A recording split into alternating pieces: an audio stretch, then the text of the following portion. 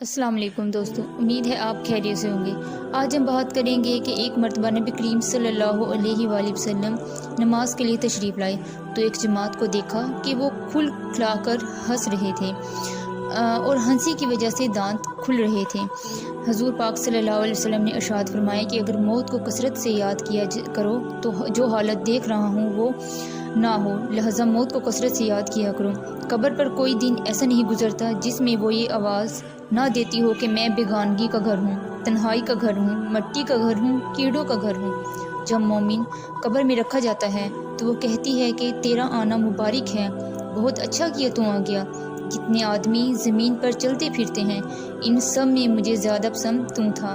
آج جب تم میرے پاس آیا ہے تو میرے بہترین سلوک کو دیکھے گا۔ اس کے بعد وہ قبر جہاں تک مرد کی نظر پہنچ سکے وہاں تک وسیع ہو جاتی ہے اور ایک دروازہ اس میں جنت کا کھل جاتا ہے جس